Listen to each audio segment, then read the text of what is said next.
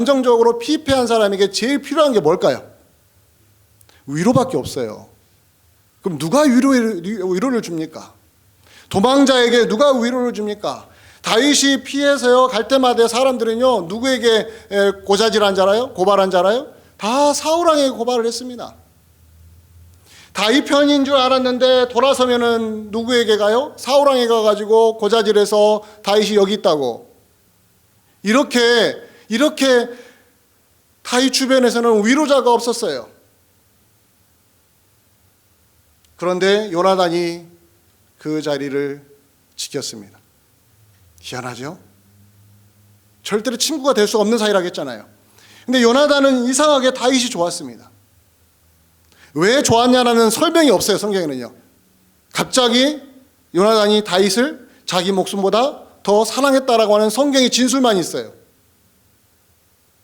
얼마나 요나단이 다윗을 좋아했는지, 다윗을 죽이려고 하는 자기 아버지 사울왕의 정보를 알면은 미리 알려줘가지고 피신하게 만들고, 끊임없이 죽을 위기에서 요나단이 나타나서 구원자처럼 다윗을 구출해주고. 여러분 주위에 요나단 같은 친구 있습니까? 신앙생활하면서 여러분 주위에 이렇게 요나단처럼 도저히 친구가 될 수 없는 것 같은 사람인데도 왜 이렇게 나에게 잘해주는지, 왜 이렇게 내 편만 들어주는지, 내가 그렇게 잘해주는 것 같지도 않은데 나를 이상하게 좋아하고 내가 힘들 때마다 옆에서 지켜주고 위로해주는 사람이 있습니까? 있을 겁니다. 저에게도 그런 친구가 있습니다. 제가 고등학교 때 친구인데 지금 제가 미국에 온 이후부터 연락이 끊겼어요. 제가 알고 있던 그 연락이 안 되더라고요. 그래서 제가 인터넷에 찾아봤어요. 이 친구가 목사도 아니지만 혹시라도 그 이름이 있을까 백방으로 쳐봤는데 도저히 이름이 안 나와요. 아마 이 인터넷에 남길 만한 이름이 아니었는가 봐요. 이 친구는 제가 고등학교 때 방황했을 때 제 옆에서 끊임없이 딱 한 명의 친구였어요. 얼마나 옆에서 같이 위로해주고 같이 해주고, 제가 생각해도 제가 고등학교 삶은 참 못난 삶이었던 것 같아요. 그런데도 이 친구는 끊임없이 제 옆에서 항상 힘이 돼주고, 이 친구가 천주교 신자였는데 어느 날 갑자기 고등학교 졸업한 이후에 개신교 신자가 돼가지고 같이 교회를 다니는 놀라운 모습도 있었고, 제가 제 집사람을 만났던 교회에서 자매가 있었는데 그 자매를 내 친구에게 소개시키려고 했지만 또 그것도 잘 되지 않았던, 그 정도로 가까웠던 친구인데 이런 친구가 한 명 있었다는 것이 저에게는 너무 위로가 되었었어요. 근데요, 여러분 아십니까? 인생을 가만히 지금 한번 돌아보시기 바랍니다. 한 명만 있었던 게 아니었더라고요. 위기에 있을 때마다 누군가가 옆에 있었어요. 오늘 찬양 중에 누군가 널 위해 기도한다고 했잖아요. 그것처럼 누군가가 변하지 않고 10년 내내 20년 내내가 아니라 딱 필요할 그때에 그 자리에 그 사람이 있어서 힘들어하고 지쳐있고 넘어져 있는 나를 일으켜 세워주는 위로자로서 누군가가 있었다라는 거예요.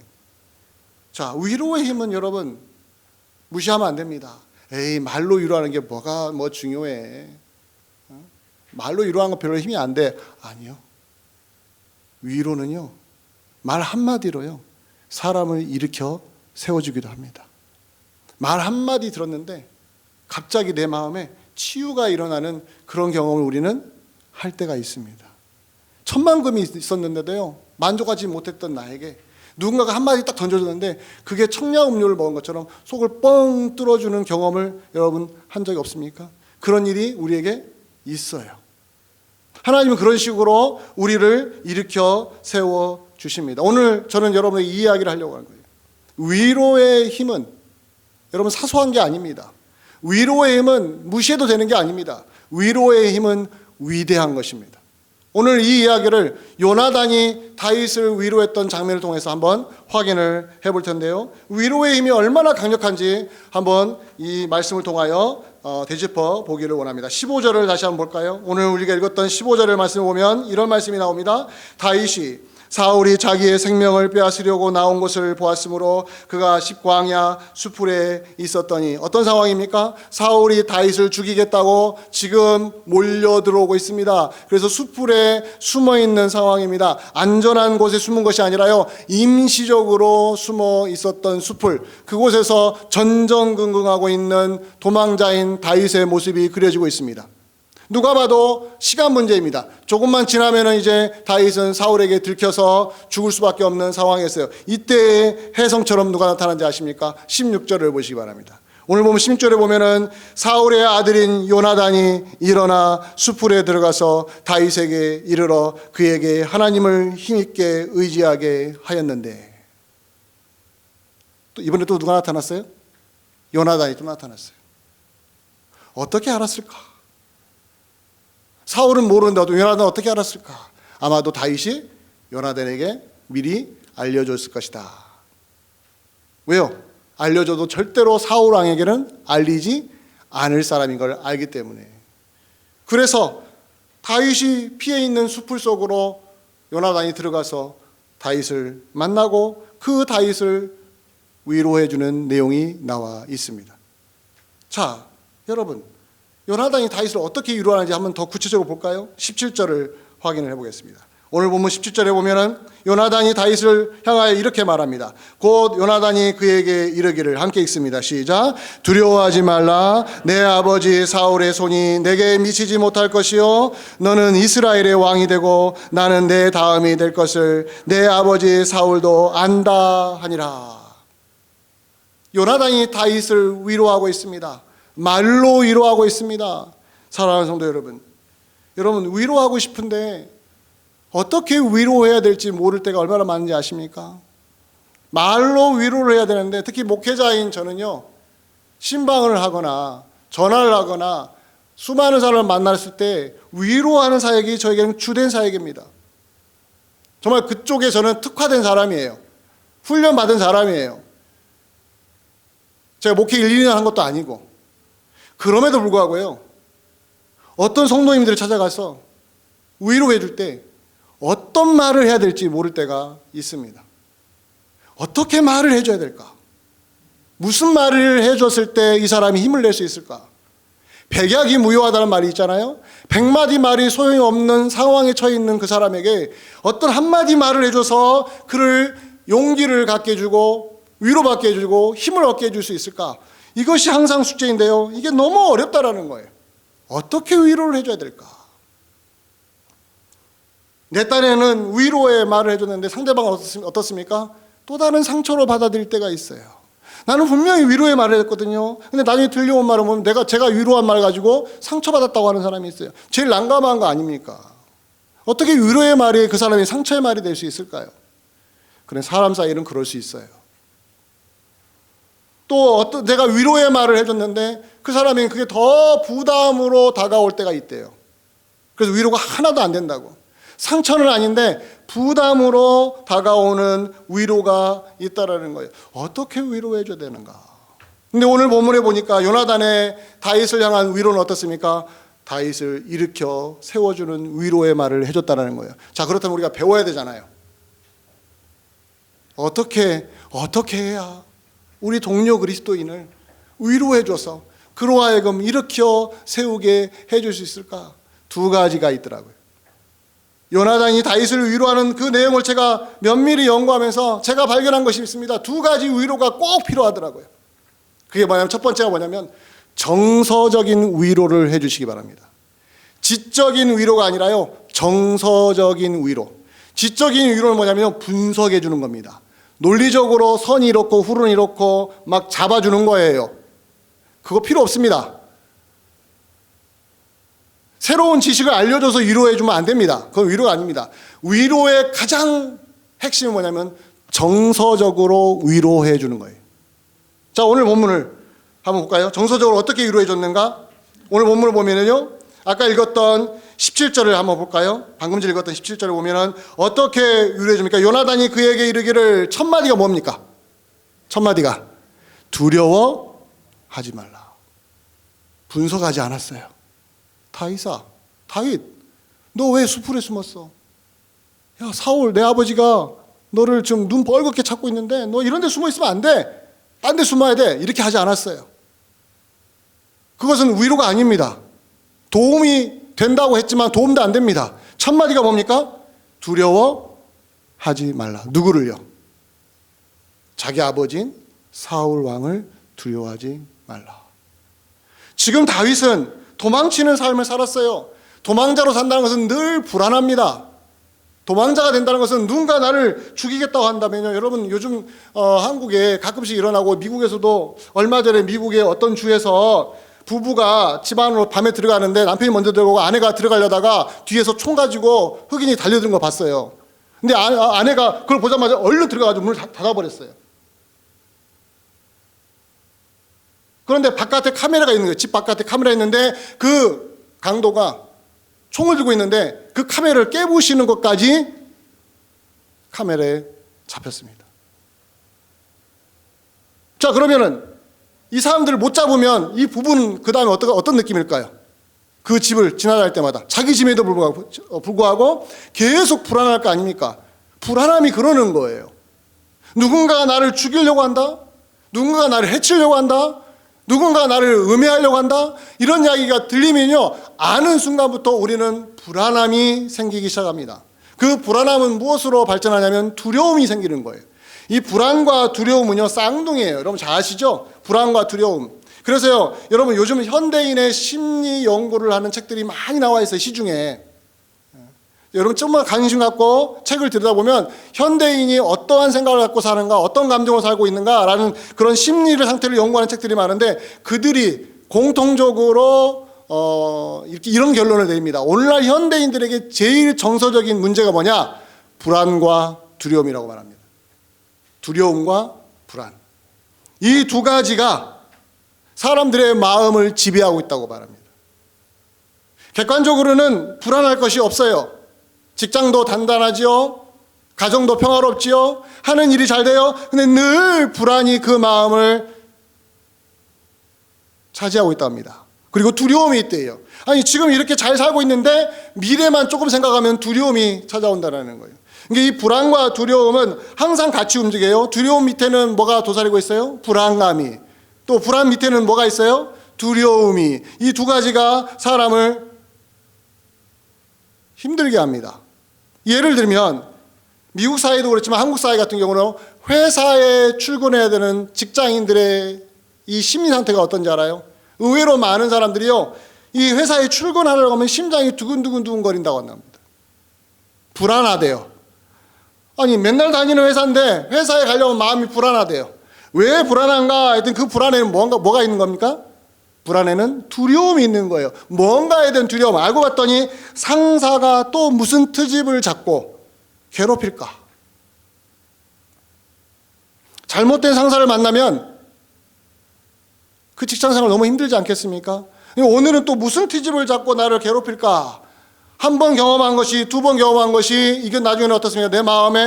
내 마음을 짓눌러서 우리를 힘들게 하는 거 아니겠습니까? 이것이 반복적으로 일어나면 무슨 장애가 일어나냐면 불안장애가 일어나요. 불안장애. 불안장애라는 게 뭐냐면요, 우리는 기본적으로요, 이 정신력으로 불안을 통제할 능력이 있습니다. 근데 불안장애가 생기면요, 내가 통제할 수가 없는 거예요. 그냥 불안이 갑자기 찾아와서 내 심장을 막 흔들어 놔요. 막 심장이 두근두근 거리는 거예요. 심리적으로 너무 힘든 거예요. 왜냐면 이미 오랫동안 축적된 불안감이 나로 하여금 불안장애를 일으켜버린 것이죠. 그런데 다윗이 이런 상태에 있었는데 요나단이 와서 한마디로 위로해 줍니다. 뭐라고요? 두려워하지 말라고. 두려워하지 말라고. 다윗에게 위로가 안 됐을까요? 저는요, 다윗에게 가장 큰 위로가 되었다고 봐요. 요나단이 와서 두려워하지 마. 다윗 두려워하지 마. 성경에서는 한마디만 나왔지만 저는 여러 번 했다고 생각해요. 두려워하지 마. 그랬을 때 이 다윗이 느꼈을 위로가 얼마나 컸을까? 여러분 아십니까? 동료 그리스도인에게 두려워하지 말라는 것도 위로가 되지만요, 우리 그리스도인에게 진짜 위로가 되는 건 하나님이 우리를 향하여 두려워하지 말라고 하셨을 때 정말 위로가 되는 거 여러분 아십니까? 여호수아가 그런 내용이 나와요. 여호수아에 보면 여호수아가 모세가 죽은 이후에 200만 명이나 더 넘는 사람들을 다 데리고 요단강을 건너서 어디로 들어갔습니까? 가나안 땅으로 들어가서 이제 여리고성, 아이성을 위시해서 가나안의 7족속을 다 몰아내고 이제 승리를 해야 됩니다. 근데 200만 명을 데리고 가야 되니 무슨 일이 일어날지 어떻게 압니까? 하나님이 보호해 주신다고 하지만 누군가가 희생을 당할 수도 있고 내 처자식이 다칠 수도 있고 불안감이 있는 거예요. 그런데 그 여호수아에게 하나님이 하시는 말씀이 있습니다. 여호와의 사자가 나와서 여호수아 1장 9절에 이런 말을 합니다. 함께 오늘 보면 여호수아 1장 9절을 제가 인용했는데요. 함께 한번 읽어봅니다. 시작. 내가 내게 명한 것이 아니냐. 강하고 담대하라. 두려워하지 말라. 놀라지 말라. 내가 어디로 가든지 내 하나님 여호와가 너와 함께 하느니라 하시니라. 여기에 하나님의 위로에 4개의 단어가 나옵니다. 사중의 똑같은 의미. 첫 번째 뭡니까? 강하라. 두 번째는요, 담대하라. 세 번째는요, 두려워하지 말라. 네 번째는요, 놀라지 마라. 그 말이에요. 그 말이에요. 강하라, 담대하라, 두려워하지 말라, 놀라지 말라. 그 말인데요. 여러분 아십니까? 그 말인 것 같은데요. 이 4개의 단어를 강하십시오, 담대하십시오, 두려워하지 마십시오, 놀라지 마십시오. 그 말인 것 같은 들리지만 그 4개의 단어가 우리에게 다가왔을 때 우리를 살린다라는 겁니다. 하나님이 겁먹고 있는 여호수아에게, 불안에 떨고 있는 여호수아에게, 앞으로 어떤 일이 벌어질지 몰라서 전전긍긍하는 여호수아에게 강해라, 담대해라, 두려워하지 마, 놀라지 마. 4개의 단어를 계속해서 속사포처럼 쏟아냈습니다. 왜요? 그의 마음에 위로를 심어주기 위해서 그런 겁니다. 위로해 주려고, 담대해지게 하라고, 강해지라고, 이렇게 말로. 여러분, 강하고 담대하고 두려워하지 말고 놀라지 말라는 말을 했는데 왜 우리는 힘을 낼까요? 이게 말이 갖고 있는 능력이에요. 하나님도 말로 어찌 보면은 여호수아 입장에서는 싸우지도 않고 하나님이 싹 다 정리해 주면은 제일 좋지 않겠습니까? 그런데 그런 삶은요, 위로가 없어요. 하나님 미리 다 해결해 주면요, 위로받을 수도 없어요. 왜요? 다 해결됐는데 뭐가 위로가 필요합니까? 위로는 언제 오는 겁니까? 안 될 때, 힘들 때, 부딪혔을 때, 내 뜻대로 안 됐을 때, 그때 위로가 오는 거 아닙니까? 하나님은 그렇게 우리를 다루시더라고요. 하나님은 그런 식으로 우리를 붙들어 주신다고요. 하나님이 우리를 강하게 만들어 줄 때는 내가 힘들 때, 잘 안 됐을 때, 어려웠을 때 하나님이 찾아오셔서 강하고 담대하라, 이렇게 위로를 주신다는 겁니다. 여러분, 하나님은요, 지금도 정서적으로 우리를 위로해 주고 있습니다. 정말 하나님이 연약한 우리들, 문제 해결만을 원하는 우리들, 하나님 말로만 해주지 마시고 그냥 다 깨끗이 그냥 청소해 주고 해결해 주세요 라고 하는 우리들에게, 아니다, 나 너의 문제 해결 안 해준다. 그 대신에 강해라, 두려워하지 마라, 담대해라, 놀라지 마라. 아니, 놀랄 일을 안 주셔야 되는데 왜 놀라지 말라고 그래요? 그거 다 주셔놓고 왜 놀라지 말라고 그래요? 왜 문제 해결 하나도 안 해줘놓고 놀라지 말라고 그래요? 그게 내 방식이야. 이게 하나님의 위로의 방식입니다. 근데 하나님이요, 이런 식으로 우리를 강력한 신앙인으로 키우시더라는 거예요. 따라서 여러분과 저, 하나님이 우리를 위로하실 때 어떻게 하신다고요? 정서적으로, 감정적으로 우리를 터치하셔서 위로하신다고요. 그럼 우리는 우리 동료 신자들에게 어떻게 접근해야겠습니까? 어떻게 위로해야 되겠습니까? 분석하지 마세요. 마치 이 사람이 모르는 것처럼 알려주려고 하지 마세요. 너가 몰라서 그래. 여러분, 위로한다면서 성경책 들고 가가지고 성경 구절을 몇 절 그대 이거 해가지고 알려주면 이거 위로가 아니에요. 이거 몰라서 그런 게 아니에요. 근데 우리는 이 사람이 성경 구절을 몰라서 그런 줄 알고 자꾸 성경을 피제요. 이건 분석한 거예요. 그 사람이 필요한 건요, 지금 뭡니까? 예, 그냥 정서적으로 위로받고 싶은 거예요. 집사님, 두려워하지 마세요. 기도할게요. 이 한마디면 되지 않겠습니까? 우리는 그럽니다. 아니에요. 성경 구절을 몰라서 그래요. 내가 받은 은혜를 몰라서 그래요. 여호수아가 받은 은혜 이 구절만 외우면 돼요. 아니에요. 지금 그 사람은요, 그 단계가 아니에요. 그 단계 가려면요, 아직 한참 남았어요. 지금은 어떤 단계입니까? 이리 찢기고 저리 찢겨서 괴로운 상태예요. 그럼 어떻게 해줘야 돼요? 힘내세요. 기도할게요. 내 옆에서 기도할게요. 이 한마디 해주면 우리는 그럽니다. 에이, 이게 무슨 힘이 되겠어? 두고 보세요. 그 사람이 얼마나 힘이 되는가. 왜요? 저도 그렇게 위로를 받더라고요. 꼭 물질을 줘서만 위로받는 게 아니에요. 우리는 그러죠. 아니, 물질도 같이 오면 좋지 않아요? 그렇지 않아요. 물질 주면요, 상대방이 어떻게 느낀지 알아요? 아, 다음에 나도 물질 또 줘야겠구나. 이런 생각을 해요. 100불짜리 들어오면 나는 200불짜리 줘야 되나? 그런 부담을 갖고 되는 거예요. 물질을 주고받으면서 위로가 되는 것은 나중에 더 큰 걸 갚아야 된다는 부담감이 와요. 근데 여러분 어떻게 합니까? 힘내세요. 내가 기도해 줄게요. 위로가 안 될 줄 알아요? 엄청나게 위로가 돼요. 그거 멈추면 안 됩니다. 정서적인 위로 여러분 하시기를 바랍니다. 정서적인 위로를 받기를 원하시는 여러분 입술로 정서적인 위로를 해주시기를 바랍니다. 두 번째, 희망의 위로가 필요합니다. 희망의 위로. 오늘 보면 17절을 다시 한번 볼까요? 17절을 보면은, 하반절을 보면은 이런 말씀이 있어요. 두려워하지 말라 하면서 하는 말이, 너는 이스라엘의 왕이 되고, 너는 이스라엘 왕이 되고, 나는 내 다음이 될 것을 내 아버지 사울도 안다 하니라. 이게 무슨 말일까요? 너가 이스라엘 왕이 될 거야. 내가 되는 게 아니라 네가 이스라엘 왕이 될 거야.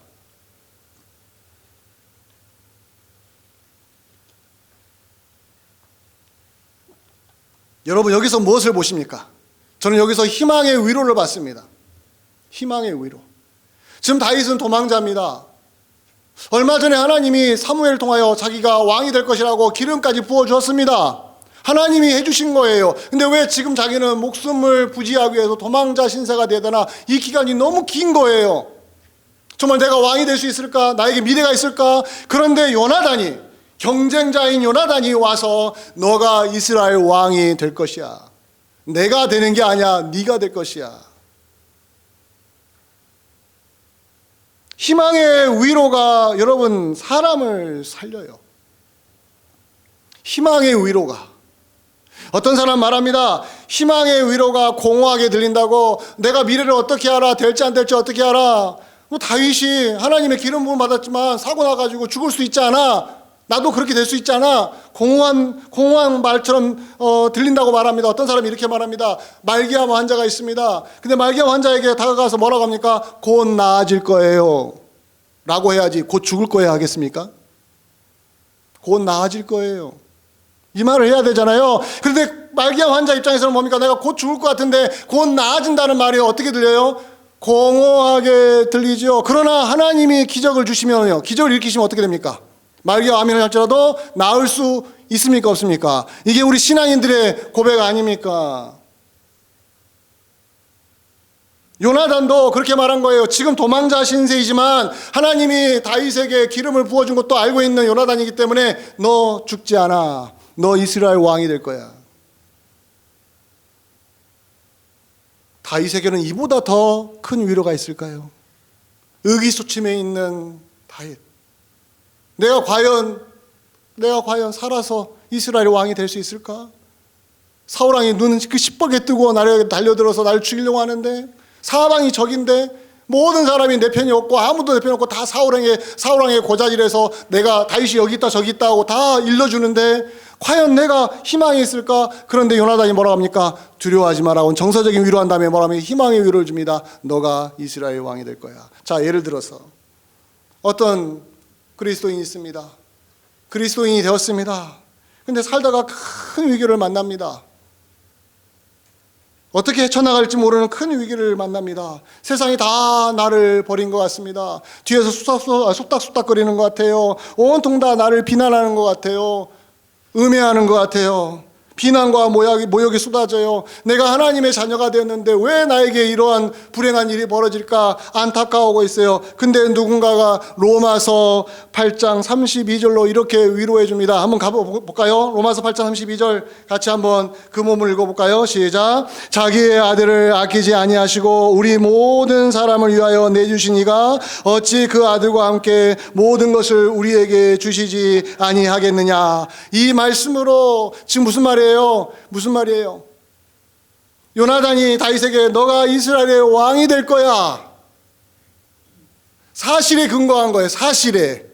하나님이 기름 부어준 거에 근거해서 요나단이 위로해 준 거예요. 희망의 위로를 해준 거예요. 그렇다면 우리 그리스도인이 하나님의 선택을 받았고 하나님의 은혜를 받은 우리가 신앙생활하다가 어려움에 봉착하게 되고 누군가가 나를 비난하게 되고 내가 너무 힘든 상황에 직면했을 때 하나님이 예수 그리스도를 당신을 위하여 아끼지 아니하시고 주셨기 때문에 당신 괜찮을 거야.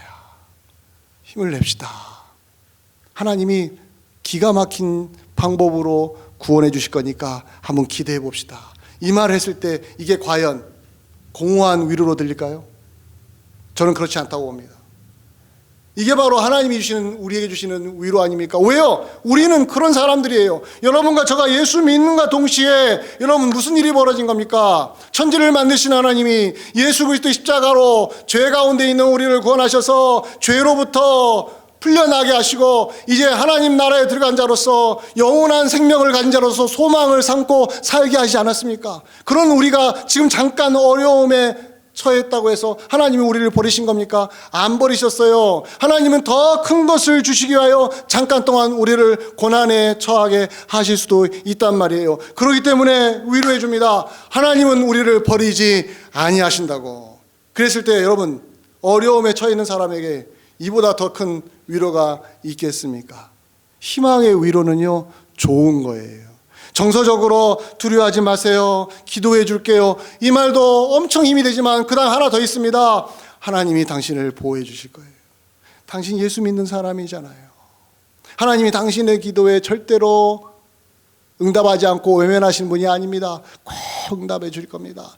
하나님이 당신을 위하여 아들이신 예수님을 보내주셨잖아요. 이렇게 말씀으로 무장이 되어서 희망을 심어주고 희망의 메시지로 위로해 준다면 그 사람이 어떻습니까? 새로운 힘을 얻고 다시 일어나지 않겠습니까? 저는 그렇다고 봐요. 그렇다면 여러분, 저와 여러분들이 이렇게 정서적으로 위로를 받고 희망의 위로를 받는 이유가 뭘까요? 정확한 이유가 하나 있습니다. 본문 16절로 한번 확인을 해볼까요? 본문 16절에 보면은 이런 말씀이 있어요. 다윗에게 이르러 요나단이 다윗에게 도착해서 하는 말, 무엇을 했냐면 그에게 뭐라고 했습니까? 하나님을 힘있게 의지하게 했다고 합니다. 저는 이것이 바로 정서적인 위로와 희망의 위로가 갖고 있는 목적이라고 봅니다. 우리가 왜 동료 그리스도인을 정서적으로 위로해주고 희망의 위로를 줘야 되냐면 하나 때문이에요. 딱 하나 때문이에요.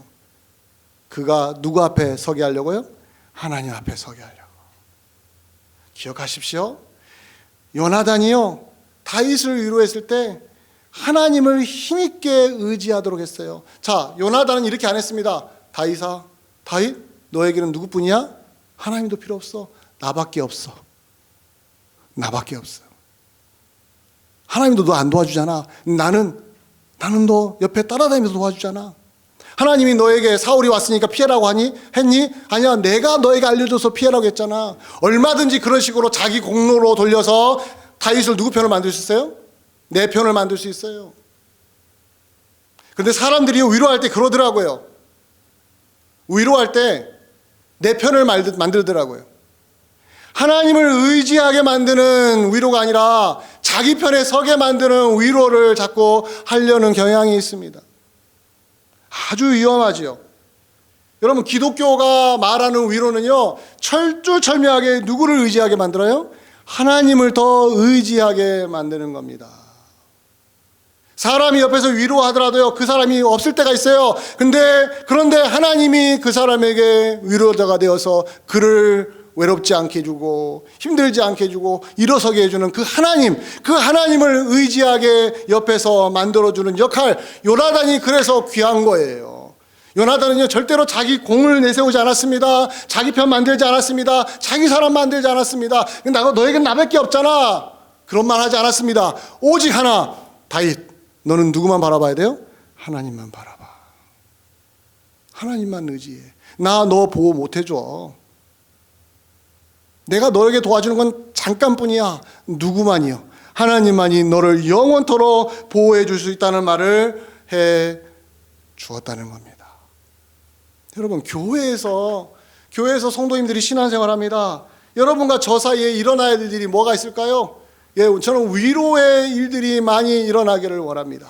위로하는 일, 위로를 주면서 받으면서 위로를 주거니 받거니 하면서 힘을 내라고.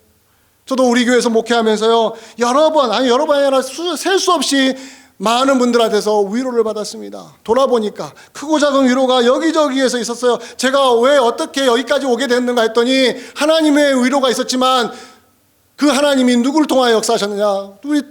우리 성도님을 통해서 역사하셨더라고요. 근데 저를 위로했던 분이 어떤 분이요, 지금 이 자리에 없어요.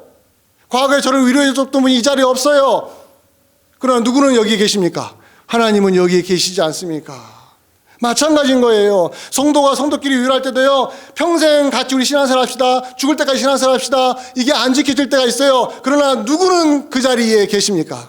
하나님은 그 자리에 계시다라는 거예요. 그래서 하나님이 오늘은 이 권사님을 통하여, 내일은 이 집사님을 통하여, 모레는 저 장로님을 통하여 위로해 주시더라는 거예요. 그러면서 누구를 바라보게 하는 거예요? 나를 위로해 줄 저 사람이 없으면 나 신앙생활 못하는 데가 아니라 하나님이 나를 이런 식으로 위로해 주는 거를 알고 내가 누구를 의지하는 겁니까? 하나님을 더 힘있게 의지하는 성도가 되는 것입니다.